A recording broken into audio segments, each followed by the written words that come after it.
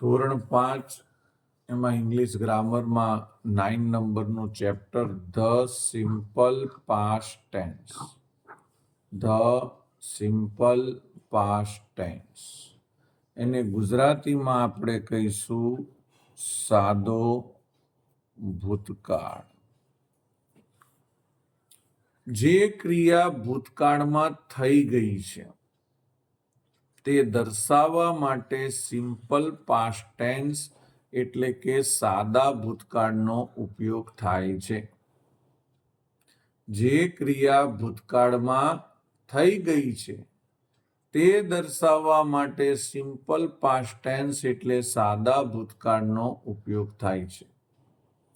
પણ આપણે કોઈ પણ ટેન્સ હોય એ કરતા પહેલા આપણે એની વાક્ય રચના શીખવી પડે.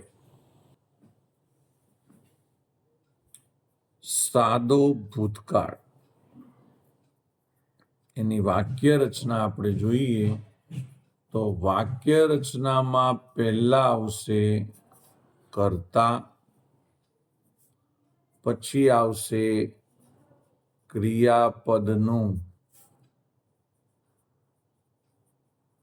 ભૂતકાળનું રૂપ, પછી આવશે કર્મ, પછી આવશે અન્ય શબ્દો. અને તમારે અંગ્રેજીમાં કરવો હોય ફોર્મ્યુલા તો તમે કરી શકો છો subject plus V2 plus object plus અધર વર્ડ્સ. સબ્જેક્ટ એટલે કર્તા, V2 એટલે ક્રિયાપદનું ભૂતકાળનું રૂપ, ઓબ્જેક્ટ એટલે કર્મ અને અધર વર્ડ્સ એટલે અન્ય શબ્દ. હવે આપણે આ વાક્ય રચના જે છે એમાં આ મહત્વનું છે V2. V2 શું છે તો કે V2 એ ક્રિયાપદનું ભૂતકાળનું રૂપ છે.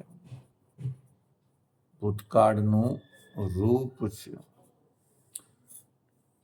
ભૂતકાળનું રૂપ એટલે શું? જેમ કે આપણે એક વાત કરીએ કે અત્યારે આપણે દોડતા હોય તો એ પ્રેઝન્ટ ટેન્સ છે એટલે કે વર્તમાન કાળ છે તો આપણે રન બોલીએ. પણ એ જ દોડવાની ક્રિયા ભૂતકાળમાં બની હોય તો આપણે એને રેન લખવું પડે. રનનું શું થઈ જાય? રેન. તો વાક્ય રચના તો આપણે કરી દઈએ subject plus V2 plus object plus અધર વર્ડ્સ, પણ આપણને એમાં ભૂતકાળના રૂપ કરતા આવડવા પડે. તો ભૂતકાળના રૂપ માટેના નિયમો આપણે જોવા પડે. ભૂતકાળના રૂપ માટેના નિયમો આપણે જોવા પડશે. એમાં પહેલો નિયમ આપણે અહીંયા એ લઈશું કે જે સ્પેલિંગની પાછળ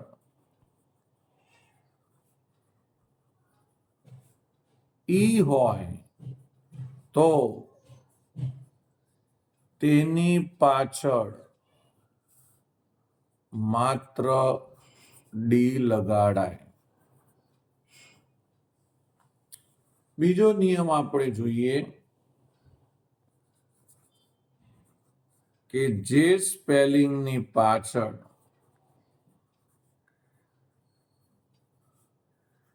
વાય હોય અને તેની આગળ વ્યંજન હોય તો વાય નીકાળીને આઈઈડી લાગે. આ તો બહુવચનના નિયમમાં પણ આ એક નિયમ હતો. એમાં IES લાગતો, આમાં આઈઈડી લાગે છે. આનું આપણે એક એક્ઝામ્પલ લઈએ ક્લોઝ. તો જુઓ પાછળ ઈ છે તો એનું આપણે પાસ્ટ ફોર્મ કરવું હોય તો થઈ જાય ક્લોઝડ. આમાં આપણે જોઈએ સ્ટડી. એમાં પાછળ વાય છે ને વાયની આગળ વ્યંજન છે તો વાય નીકળી જાય અને વાય ની આગળ શું આવી જશે?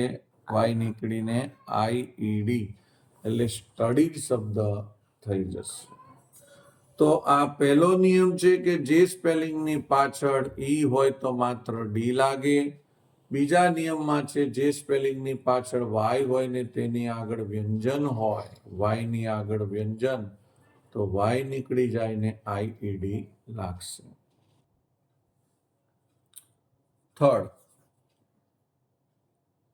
જે સ્પેલિંગની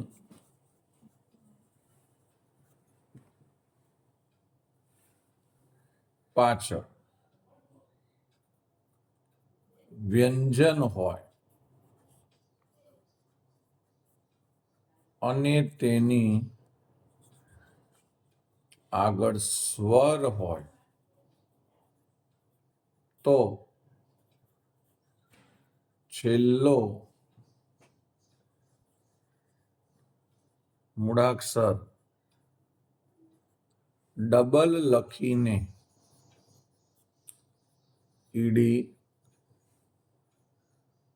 લગાડાય અથવા તો લગાડવો. જેમ કે આપણે એક એક્ઝામ્પલ લઈ લઈએ, સ્ટોપ. તો છેલ્લો વ્યંજન છે અને એની આગળ સ્વર છે. મિત્રો, હવે આપણને ખબર પડવી પડે કે AEIOU ઈ સ્વર છે, એના સિવાયના બધા વ્યંજન છે. આ સ્વર આવી ગયો AEIOU. સ્વર છે, વ્યંજનની આગળ સ્વર એક જ વાર હોવો પડે તો આપણે શું કરવાનું છે? આ પી છે એ 2 વખત લખીને ઈડી લગાડવાનું છે. આ નિયમ પણ બહુવચનના નિયમોમાં આવ્યો હતો. એમાં ડબલ કરીને ES લગાડવાનું હતું. આગળ જોઈશું. હવે ચોથો નિયમ હવે એ આવે છે કે અમુક સ્પેલિંગના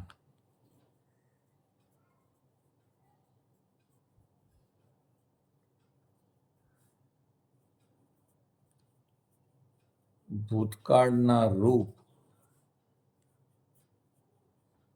તેના તે જ હોય છે. જેમ કે કટ તો કટ, સટ તો સટ, પટ તો પટ. આપણે આને પુટ કહીએ છીએ પણ ખરેખર કહેવાય પટ. પછી રીડ તો રીડ. આમ તો યુટી વાળા કોઈ પણ આવે ને લગભગ એના એ જ ભૂતકાળના રૂપ હોય છે. અને એક રીડનું પણ શું થાય છે?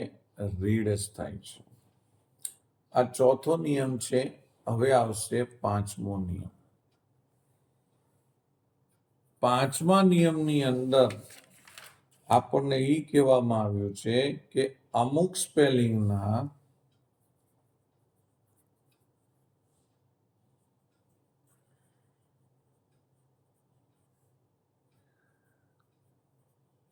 ભૂતકાળના રૂપ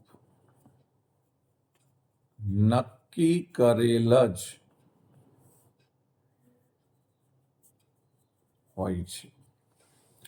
આ જે ભૂતકાળના રૂપ મિત્રો નક્કી કરેલા છે ને, એ નક્કી કરેલા ભૂતકાળના રૂપ આપણે ખાસ પાકા કરવા પડશે. તો ચાલો આપણે જોઈ લઈએ. તો આ રહ્યા નક્કી કરેલ બધા રૂપો. આ છે પ્રેઝન્ટ, આ છે પાસ્ટ, આને V1 કહેવાય, આને V2 કહેવાય. જેમ કે અહીંયા લખેલું છે ગો. ગો એટલે જવું, પણ ગોનું પાસ્ટ ફોર્મ થઈ જાય વેન્ટ, WENT, વેન્ટ એટલે ગયું. કમ, કમ એટલે આવવું, કમનું પાસ્ટ ફોર્મ થઈ જશે કેમ, કેમ એટલે આવ્યું. COME કમ, તેનો સ્પેલિંગ થઈ જશે CAME કેમ. ટેક, ટેક એટલે લેવું, ટેકનું થઈ જશે ટૂક, ટૂક એટલે લીધું. ટેકનો સ્પેલિંગ છે TAKE ટેક, અને એનો અહીંયા સ્પેલિંગ થઈ જશે ટૂંક, TOOK, ટૂંક.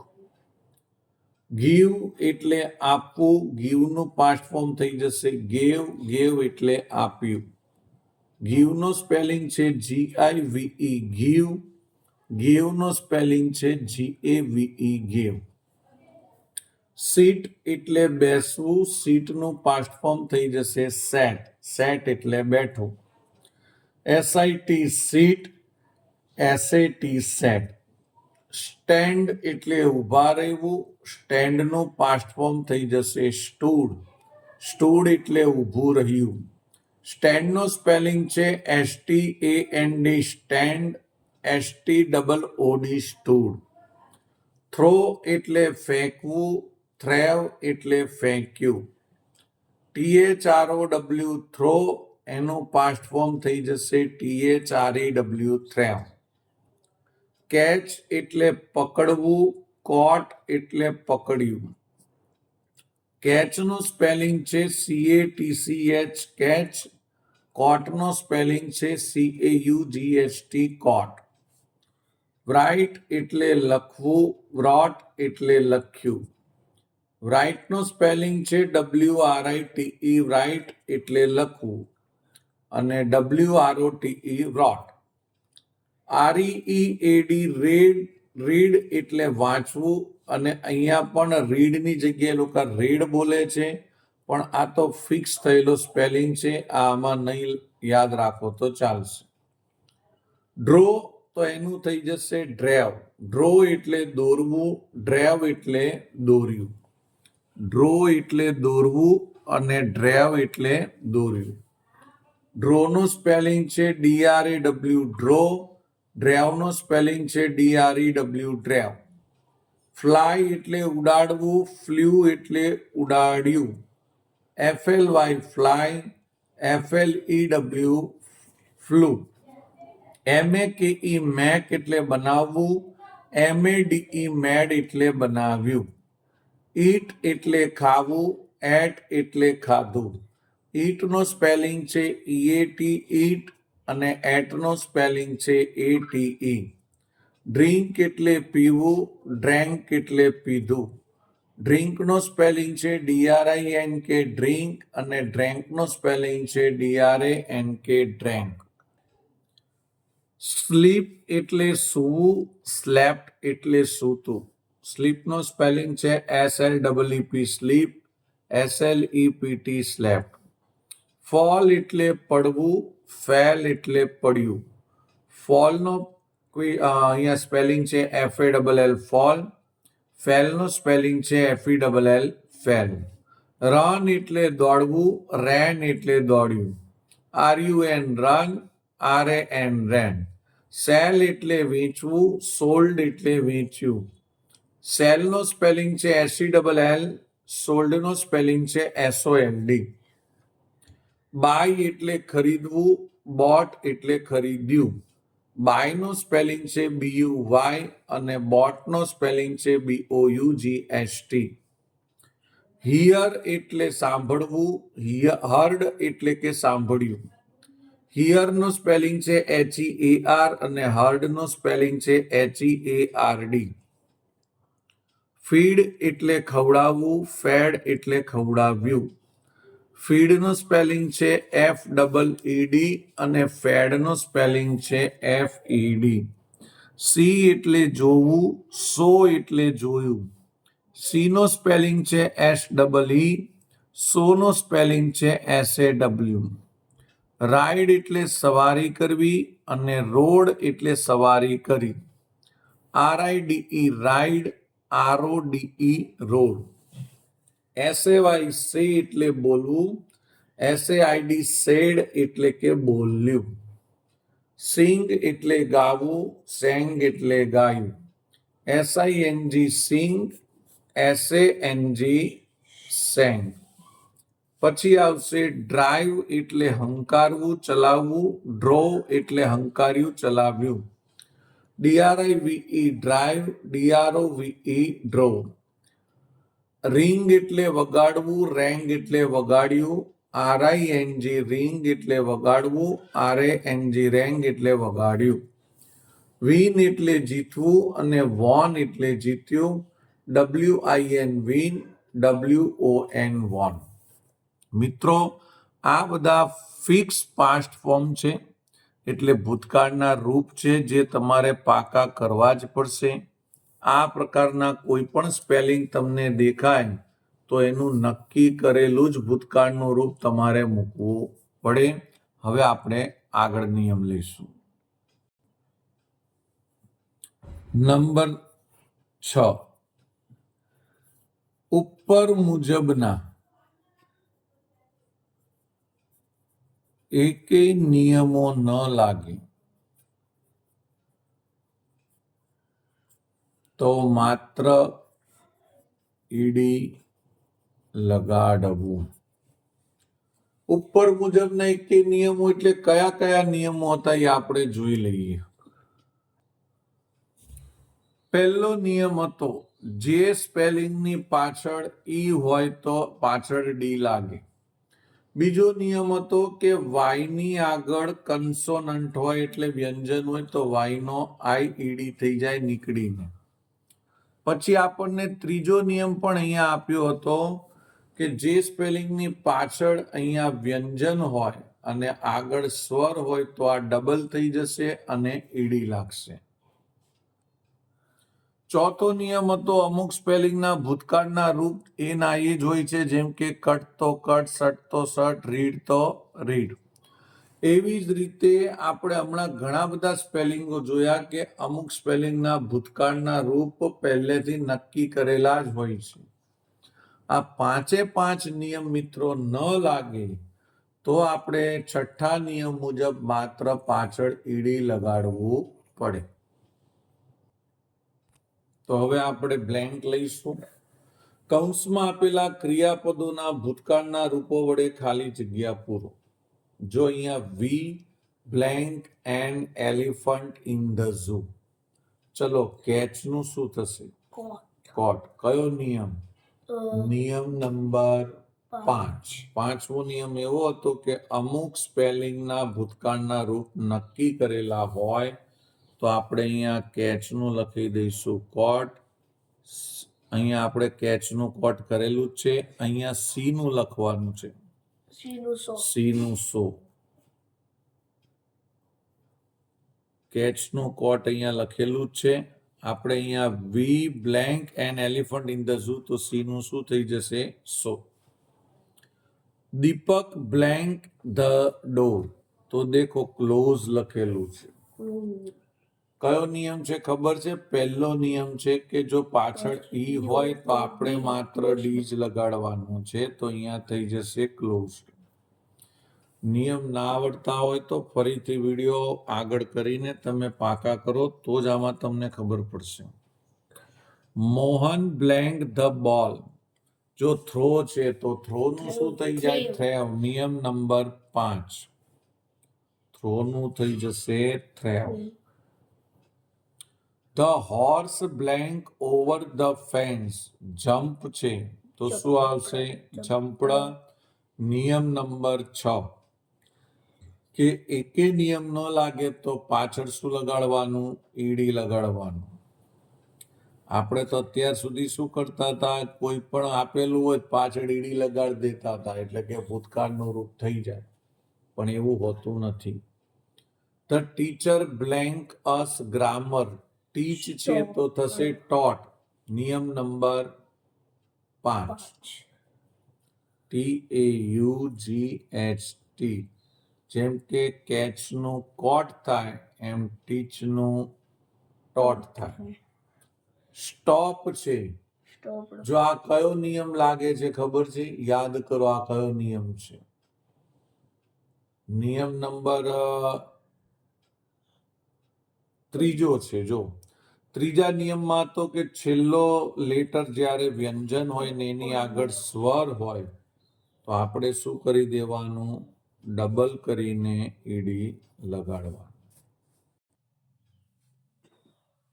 7 નંબરની બ્લેન્ક જોઈશું. I blank my room. તો ક્લીન છે તો શું થશે? ક્લીનડ. આ નિયમ નંબર કયો આવશે? છેલ્લો, છઠ્ઠો. કે ઉપર મુજબ એકે નિયમો ન લાગે તો આપણે ઈડી લગાડવાનું. અંકિત બ્લેન્ક કાઇટ્સ, તો જો ફ્લાય છે તો શું આવશે? યસ, ફ્લાય નું શું થઈ જશે? ફ્લાય નું. તો કયો નિયમ આપણે લગાઈશું ફ્લાય નો ફ્લ્યુમાં? યાદ કરો, 5મો નિયમ લગાઈશું. The students blank in their books. Write છે, જો નિયમ આ કયો લાગશે? રાઇટ નું વ્રોટ 5મો નિયમ લાગશે. The principal blank the teacher. Call છે તો શું થશે? કોલ્ડ. નિયમ છઠ્ઠો લાગશે. એકે નિયમ ન લાગે તો ઈડી લગાડવું. Mehul blank the table. તો પુશ છે તો આપણે લખીશું પુશ્ડ, કારણ કે એમાં પણ છેલ્લો નિયમ લાગશે. છઠ્ઠો, વી બ્લેન્ક અવર હેન્ડ્સ. ક્લેપ છે તો ક્લેપ્ડ પણ કયો નિયમ લાગશે? ત્રીજો. કયો ત્રીજો? હા, વ્યંજનની આગળ સ્વર છે તો ડબલ કરીને ED. Mother blank food. Cook છે તો આપણે લખીશું કુકડ. કુકડ લખીશું. અહીંયા ભલે વ્યંજન છે પણ આગળ 2 વખત સ્વર છે. 2 વખત સ્વર હોય તો ડબલ થાય નહીં. The girls blank in the garden. Skip છે તો કયો નિયમ લાગશે આદિત્ય? સ્કીપ છે તો નિયમ નંબર 3 લાગશે. વ્યંજનની આગળ સ્વર હોય તો ડબલ કરીને ઈડી લગાડવું. Rameshbhai blank clothes. સ્ટીચ છે તો કયું આવશે બોલો તો? સ્ટીચડ. કયો નિયમ લાગશે? છઠ્ઠો. Very good. તો આપણે અહીંયા લખી દઈશું સ્ટીચડ. રચના બ્લેન્ક ધ વિન્ડો. ઓપન છે તો કયો નિયમ લાગશે? ઓપનડ. તો આપણે અહીંયા પાછળ ઈડી લગાડી દઈશું opened. The farmer blank his cows to the field. Take છે તો કયો નિયમ લાગશે? ટેક છે તો ટેક નું થઈ જશે ટૂક. ચોથો નિયમ લાગશે TOOK. તો આપણે પહેલા ભાગમાં આટલું રાખીશું, બાકીનું આપણે બીજા ભાગમાં લઈશું. બાય.